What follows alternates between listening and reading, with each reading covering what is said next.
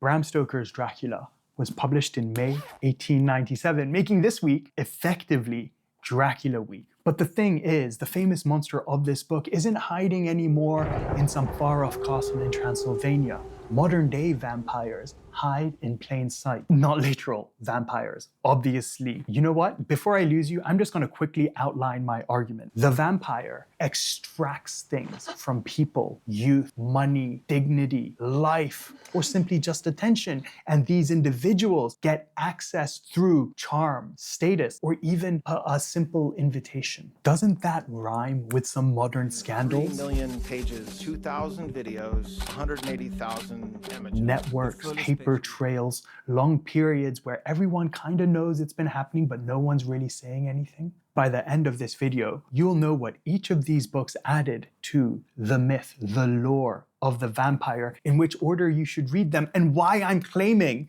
vampires still exist. Again, not literal vampires, but the structure.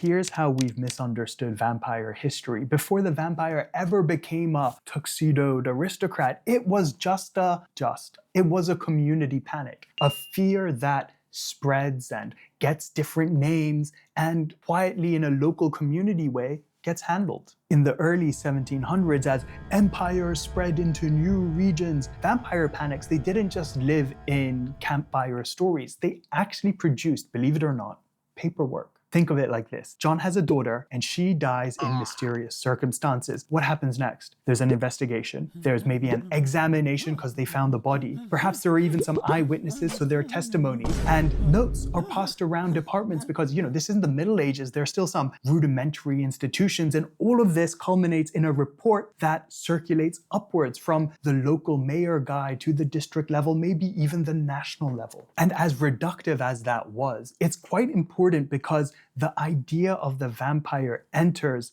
Western public consciousness as something that's documented. From the beginning, the vampire is tied to institutions. Whose testimony counts? What story becomes the official account? And what evidence remains and what evidence vanishes? But still, early vampire lore is very scattered. The monster is it's a diseased body, it's a bloated corpse, it's a robbed grave. The idea of the vampire has yet to be personified, distilled into a character with like a strategy.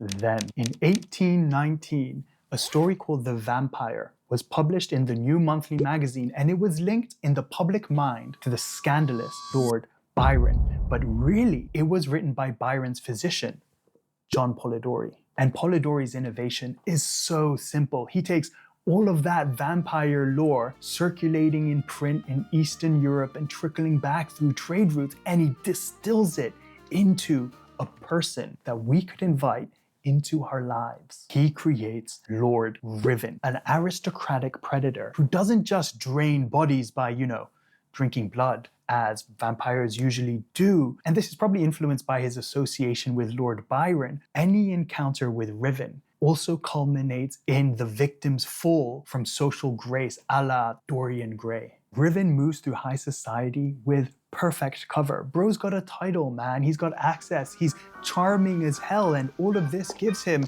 So, you've come to England, Count, to settle down. To settle down? No, hardly that. I've come to wander through the crowded streets of London. A plausible social deniability. He encourages young women and men to their ruin, and he targets innocence because innocence is so easy to manipulate. And the scariest thing here is that our parents would probably invite him into the parlor because his name is just too good to refuse. Shit. All of this vampire lore has become a predator with cover, with aristocratic immunity. This extraction system personified in a character is now social, but it still needs a psychological engine and, crucially, something that also makes the victim complicit. And all this draining, personal and intimate. Enter Carmilla by Sheridan Le Fanu, serialized in 1871 and then published as a book in 1872. Polidori's Vampire, it's about social power. Carmilla weaves in the element of infiltration, physical and emotional. Carmilla exploits the very norms that are designed to signal social safety, like domestic intimacy, tenderness, trust, helplessness, the idea that danger looks like a man with a knife and not an innocent-looking girl with a smile. You give her to me, Louis! Do this before you leave me! And what makes Carmilla still feel so subversive today is that the predation is laced with desire. There's overt intimacy, there's transgressive longing between two girls, no less, set in an oppressively puritanical Victorian culture. Le Fanu transforms the vampire into something that doesn't just take from you, but the vampire makes you want it, makes you rationalize it, makes you want to protect it. The monster now feeds by entangling itself in our private, repressed, secret, vulnerable desires. Which brings us to May 1897, Dracula. Bram Stoker evidently did not invent the idea of the vampire, but what he achieves with Dracula is perfection of the idea and delivery mechanism, the medium of vampire lore. This is an excellent example of Gothic literature, Gothic horror. It actually has castles and howling wolves and romance. Listen to them. Children of the night. And maybe you even think the language is very flowery and Dickensian, but it isn't. It's actually very modern. This is what makes Dracula so enduring. Remember at the top of the video, I said vampire lore entered public Western consciousness with documentation and tied to institutions, right? Well, this is a procedural horror. We track an unfolding scandal through the receipts. And it's no surprise because Stoker spent his working life in logistics and administration. So think contracts, schedules, planning, coordination. And what he does is he builds the vampire and he tells the story of the vampire through a modern operating procedure. Jonathan Harker, the protagonist, isn't some aristocrat or some noble hero knight type. He's a junior solicitor. He's a real estate lawyer who's traveling to another country to finalize a property deal so this Count Dracula guy can finally buy some holdings in England. Dracula isn't even some supernatural woo-wee monster. Forgive my ignorance.